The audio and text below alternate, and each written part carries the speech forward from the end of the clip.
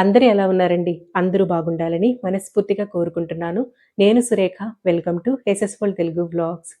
Last video పెట్టాను కదండీ! అదే రోజు మధ్యాహ్నం 2 నుంచనమాట ఈ పనులు స్టార్ట్ చేసుకున్నాను. అంటే ఇంకొక అమ్మని కూడా హెల్ప్‌కి పిలుచుకున్నాను. అంటే ఒక్కదాన్నే చేయడం కష్టమైపోతా ఉందని చెప్పి. ఇంతకుముందంతా నేనే ఒక్కొక్క రోజు ఒక్కొక్క సెల్ఫ్ అలా చేసుకుంటూ వచ్చేదాన్ని. ఇక అది రోజు ఇదే వర్క్ ఉంటాదేమో, మళ్ళీ నాకు యూట్యూబ్ వర్క్ కూడా కొంచెం ఎక్కువుంటుంది కదా! ఈ మధ్య డైలీ షార్ట్ లీవ్ పోస్ట్ చేస్తా ఉన్నాను కదా! కొంచెం ఇంక డైలీ ఈ పని కూడా పెట్టుకుంటే కొంచెం చిరాకయిపోతా ఉందని చెప్పి, ఇంకా ఆ రోజు హెల్ప్‌కి పిలుచుకున్నానండి. అయినా 2 రోజులు పట్టింది కిచెన్ వర్క్ ఫుల్‌గా. ఇంకా మూడో రోజు కూడా కాస్త పెండింగ్ వర్క్స్ ఉంటే అవి నేను చేసేసుకున్నాను. ఇంక ఈ గ్లాసువి ఇవన్నీ కూడా ఇటువైపు డైనింగ్ దగ్గర పెట్టిచ్చేస్తున్నాను. నేను పెట్టడానికి ఆ మధ్యలో వరకే వెళ్తుంది నా చెయ్యి. మా బాబు అలా పెట్టగానే పై వరకెళ్ళిపోతుంది వాడి చెయ్యి.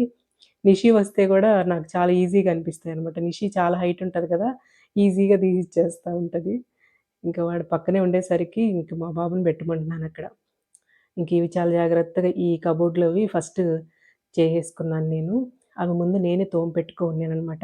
అంటే వాళ్ళు హడావిడిగా చేసేస్తుంటారు కదా! పొరపాటున చెయ్యి జారుతాయని చెప్పి. ఇంకా ఇవన్నీ తీసి బయట పెట్టగానే ఫస్ట్ భయమేసిందండి. ఇవన్నీ ఎప్పటికి కంప్లీట్ చేసుకోవాలి? ఎప్పటికి సర్దుకోవాలి అని చెప్పి. సంక్రాంతికి గిన్నెలు తోముకోవాలనే సిస్టమ్ ఎందుకు పెట్టారో అనిపిస్తుంటది. ఇంకా అసలు అంతకుముందు నాకు చాలా వరకు సామాన్లు ఈ ఇంట్లోకొచ్చాక చాలా వరకు నేను ఫిల్టర్ చేసేసానండి. వద్దనుకున్నవి, అనవసరమైనవి వేరే వాళ్ళకిచ్చేసాను. ఏవి అవసరమో అవే ఉంచుకున్నాను. చాలా వస్తువులు తీసేసాననమాట. అయినా సరే ఎన్నొస్తున్నాయో తీస్తా ఉంటే వస్తా ఉన్నాయి. ఇంకా పెద్ద పెద్ద డబ్బాలు అలాంటివన్నీ పైన షెల్ఫ్‌లో ఉన్నాయి. అవైతే అసలు తీయను కూడా తీయలేదండి. అప్పట్లో మనం పిండి వంటలు, అరిసెలు, ఈ లడ్డూలు ఇలాంటియన్నీ చేసినప్పుడు పెట్టుకోవడానికి పెద్ద డబ్బాలుండేవి కదా! అవున్నాయన్నమాట. పైనున్నాయవి. ఇంక అవైతే అస్సలు దింపలేదు.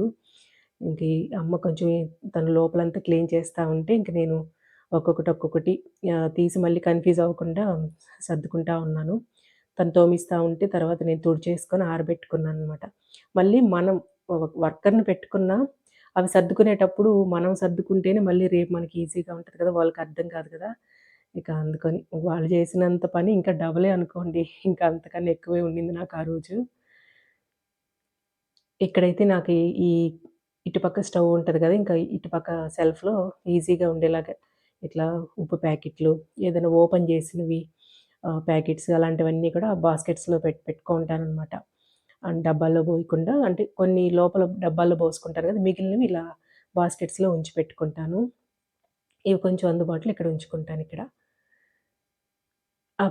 ఈ కొంచెం సామాన్లకే ఇంత తలమునకలైపోతుంటే, మన అమ్మ వాళ్ళు ఎంత వర్క్ చేసేవాళ్ళండి అప్పుడు. చిన్నప్పుడైతే ఒకరు పిల్లలకు గూడా పని అప్పచెప్పేవాళ్ళండి. పనంతా ఒకే రోజు పెట్టుకునేవాళ్ళనమాట. ఇక చిన్న పిల్లలు మాకేంటంటే, అమ్మ వాళ్ళు వాళ్ళన్నీ తోమి నులక మంచాలుండేదండి అప్పుడు. మంచాల మీద ఆరబెడతా ఉంటే, ఇంకా మాకేంటంటే పాతవి అమ్మ వాళ్ళ కాటన్ చీరలుంటాయి గదా! అవిచ్చేసేవాళ్ళు. ఇంక వాటిలతో తుడిచి ఆరబెడతా ఉంటే, ఆరినట్టు మళ్ళీ అమ్మ వాళ్ళు సర్దేసుకునేవాళ్ళనమాట.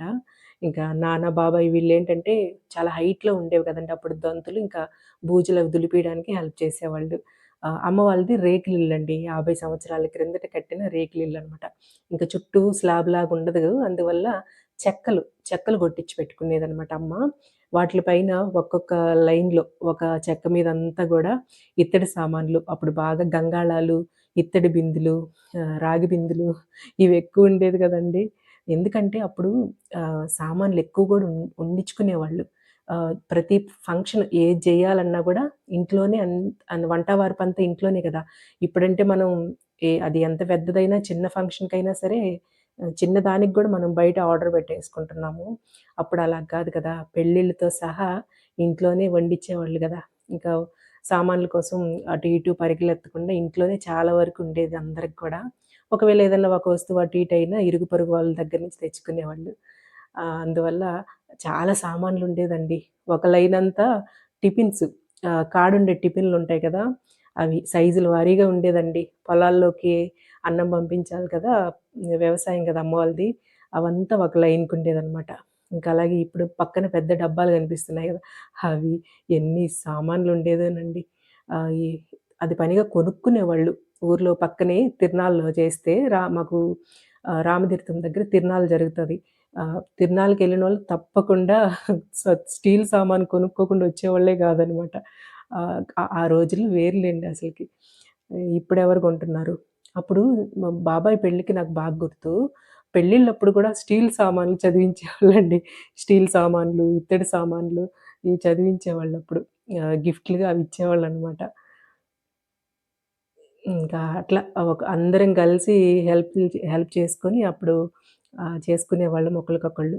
అప్పుడేంటంటే ఈ వ్యవసాయ పనులతో, ఈ బర్రెల దగ్గర పనులతో వాళ్ళకసలు ఖాళీ ఉండేది కాదు కదా! ఇంకే సంవత్సరానికి ఒక్కసారి ఈ పెద్ద పండగ అప్పుడు బాగా డీప్‌గా క్లీన్ చేసుకునేవాళ్ళు. మనకేంటంటే అప్పుడప్పుడు చేసుకుంటా ఉంటాం కాబట్టి పెద్దగా ఏం లేదు. కాకపోతే ముందు నుంచి వచ్చే ఆచారం గదా! ఇది సంక్రాంతికి గిన్నెలు తోమేసుకోవాలి మొత్తం అనేది. అందువల్ల అన్నీ తీశాను నేను కూడా ఇక్కడ. పెద్దగా ఏమి బూజులవేమి లేవు. నీట్‌గానే ఉంది. కాపోతే మనకదొక సాటిస్ఫాక్షన్ సర్దుకుంటే. ఇప్పుడు ఈ బాక్సులు సర్ది ఈ అరమర ఉంది చూసారా? ఇవి నేను జాగ్రత్తగా ఓన్లీ వీటి వరకు సెపరేట్‌గా తోమిచ్చి తుడిచిపెట్టుకుందామని జెప్పి తుడిపించాను. అయినా సరే కన్‌ఫ్యూజ్ అయిపోయానండి. ఆ మూతల దగ్గరకొచ్చేలేకే తల అవి పిచ్చి పట్టిపోయింది నాకైతే విసుగొచ్చేసింది. అందుకే ఆ అమ్మకి చెప్పాను. అమ్మ ఒక్కొక్కటి చేసుకుందాము. ఒక్కొక్కటయ్యాక సర్దుకుందాము. మళ్ళీ కన్‌ఫ్యూజ్ అయిపోతాం అన్నీ అని చెప్పాను. పాపం వాళ్ళకేంటంటే అన్నీ ఒకసారి అలా ఏసేస్తే తోమేస్తే వర్క్ తొందరగా అయిపోద్ది కదా! అని వాళ్ళనుకుంటారు. మనం సర్దుకునేటప్పుడు మనకి చాలా విసుగొచ్చేస్తా ఉంటది. ఇంక మొత్తానికి ఆ బాక్సులది కొంచెం విసుగొచ్చేసింది. అవన్నీ ఒకదాని ఒకటి సరిపోక అట్లాగా. ఇంక ఇక్కడేంటంటే ఈ అటికలు పెట్టుకుంటున్నానిక్కడ ఈ లైన్‌లో.